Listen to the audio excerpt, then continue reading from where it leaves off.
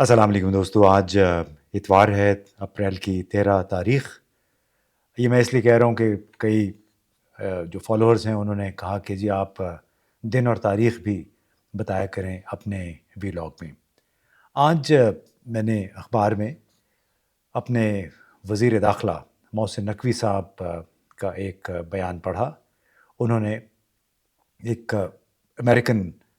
Congressman का वफ़द है, उसके साथ मुलाकात में ये कहा कि पाकिस्तान दहशतगर्दी के ख़िलाफ़ एक दीवार की हैसियत रखता है और इसे आलमी ताउन की भरपूर ज़रूरत है। तो ये बयान पढ़ के मेरे ज़हन में पूरी एक थॉट स्ट्रीम पैदा हुई। गुज़िश्ता 25 तकरीबन बरसों से दहशतगर्दी के ख़िलाफ़ हमारी जंग का सिलसिला जारी है और मैंने फिर ये सोचा कि आप ये देखिए, एक तरफ हमारे हुक्मरानों का बुनियादी तज़ाद, रह रहे हैं वो बादशाहों की तरह, अपने लिए जहाँ रहते हैं रिहायशी इलाकों में पूरी-पूरी सड़कें बंद करवा देते हैं, ख़ुसूसी तैयारों में सफ़र करते हैं और पूरा घराना सरकारी यानी अवाम के अखराजात पे बैरूनी ममालिक के दौरों पे जा रहा है। तो ये यानी रह रहे हैं वो बिल्कुल बादशाहों की तरह। लेकिन जहाँ तक रियासती मामलात का ताल्लुक़ है, वो भिखारियों की तरह चलाने की कोशिश कर रहे हैं। वो कैसे? कर्ज़ों के ज़रिए, ग्रांट्स के ज़रिए, यानी जहाँ-जहाँ जाते हैं ये कर्ज़ों की अपीलें करते हैं।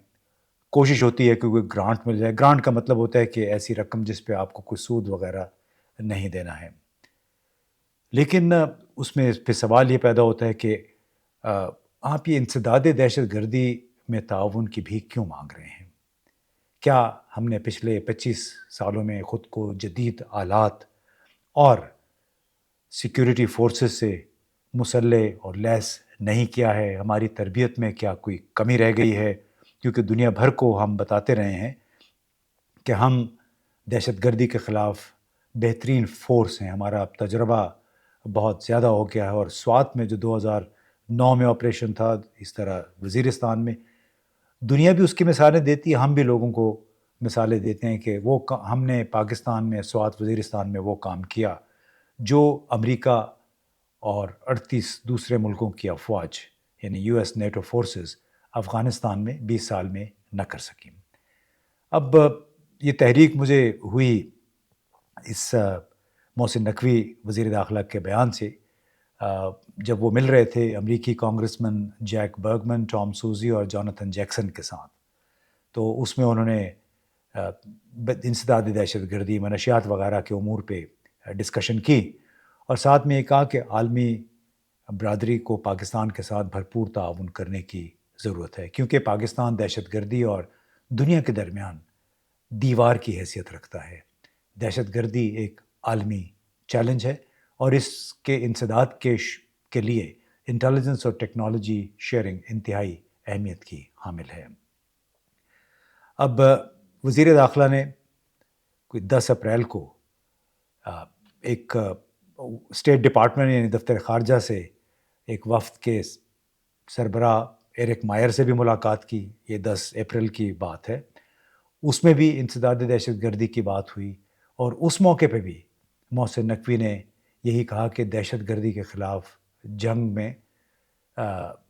दुनिया भर को पाकिस्तान के साथ ताउन करना होगा। दहशतगर्द से निमटने के लिए आलमी बरादरी का पाकिस्तान से ताउन ज़रूरी है, क्योंकि ये सिर्फ़ पाकिस्तान की जंग नहीं है। अब ये तमाम बातें मैं पढ़ता रहा, फिर सोचता रहा कि क्या 25 साल के बड़े तकलीफ़देह तजर्बे के बाद, जिसमें हमने 1 लाख के करीब जानें गँवा दी हैं, हमारी मईशत बिल्कुल ख़राब होके रह गई है, यहाँ कोई सरमायाकारी को तैयार नहीं है, तो क्या ये मुनासिब देता है कि एक एटमी क़ुव्वत जिसकी छठी बड़ी फ़ौज है दुनिया भर में, वो इस तरह बार-बार जो भी बाहर से वफ़द आता है, ख़ास तौर पे अमरीकी, उन्हें ये कहता है कि दहशतगर्दी में आप हमारा साथ दें। अब मैं ये देख रहा था कि अगर पाकिस्तान کہ جو سیکیورٹی اپریٹس ہے یعنی ہمارا سیکیورٹی کا نظام ہے اس پہ ایک نظر ڈالیں تو اس میں کون کون سے ادارے شامل ہیں. سر فہرست تو ظاہر ہے ہماری مسلح افواج ہیں، معاف کیجیے. اب اس میں ان کے نیچے آئی ایس آئی ہے، انٹر سروسز انٹیلیجنس، پھر انٹیلیجنس بیورو ہے، ملٹری انٹیلیجنس ہے، فیڈرل انویسٹیگیشن ایجنسی ہے، ایئر انٹیلیجنس ہے، نیول انٹیلیجنس پاکستان. اس کے ساتھ پھر اب دوسری ذیلی جو اینٹیٹیز ہیں یا ذیلی ادارے ہیں پیراملٹری اور ملٹری کے، وہ ہے کہ جی پاکستان رینجرز ہے، پھر فرنٹیئر کور ہے، پھر پاکستان کوسٹ گارڈز ہیں، گلگت بلتستان اسکاؤٹس ہیں، فرنٹیئر کانسٹیبلری بھی ہے. اسی طرح چاروں صوبوں میں کاؤنٹر ٹیررزم ڈپارٹمنٹس ہیں جس کو سی ٹی ڈی کہتے ہیں، پھر national counter terrorism authority NACTA ہے. اس کے علاوہ ایک directorate general intelligence and investigation ہے، پھر اینٹی نارکوٹکس فورس ہے. پولیس اس کے علاوہ ہے عام پولیس، جو ایک اندازہ ہے کہ کم از کم چاروں صوبوں میں اور پھر گلگت بلتستان کو ملا کے ہماری پولیس جو ہے وہ کوئی کم از کم 5 لاکھ بن جاتی ہے. اب کچھ اور بھی ذکر ہو جائے، لیکن یہ تمام ادارے بہرحال ایک خاص بجٹ کے تحت چلتے ہیں اور ایک بہت بڑا بجٹ ہے جو اس پہ صرف ہو رہا ہے. آپ اندازہ لگا لیجیے کہ جب صرف ایک ایونٹ ہونا ہوتا ہے، جیسے کوئی ایک سیریز ہے، کرکٹ سیریز یا پی ایس ایل ہوتا ہے، تو صرف اسی میں ہماری سیکیورٹی پہ کوئی 5-10 لاکھ کے قریب پیسے اس میں لگ جاتے ہیں، جو ہم جتنی بھی ڈپلائمنٹ ہوتی ہے فرنٹیئر کور کی یا فرنٹیئر کنسٹیبلری. میں یہ سوچ رہا تھا کہ اب دیکھیے کہ ایک طرف ہم اتنے زیادہ اخراجات ہم کر رہے ہیں اپنے سیکیورٹی فورسز پہ، دوسری طرف یہ کہ ہمارے تمام حکمران بڑے ہی شاہانہ انداز میں رہتے ہیں. آپ ان کا دیکھیے سیکیورٹی پروٹوکول، جب وزیر اعظم موو کرتا ہے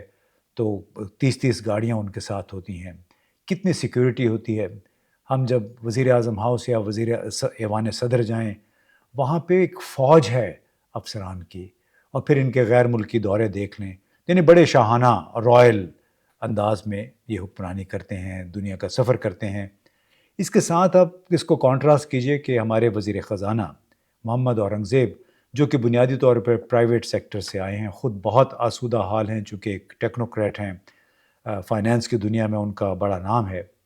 انہوں نے 12 اپریل کو Lahore chamber of commerce and industries میں تاجروں کے ساتھ گفتگو میں ایک بڑی دکھ بھری بات کہی، اور وہ اس کے الٹ تھی جو کہ ہمارے وزراء چند دنوں سے کہتے رہے ہیں کہ پاکستان میں افراط زر کی شرح کم ہو گئی ہے، قیمتوں میں کمی آئی ہے. اور یہ وزیر اعظم سے لے کے ہمارے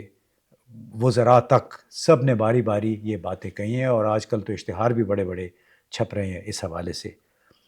وزیر خزانہ محمد اورنگزیب نے لاہور میں جو میٹنگ میں کہا 12 اپریل کو، ان کا یہ کہنا تھا کہ مہنگائی میں کمی کا فائدہ عام آدمی تک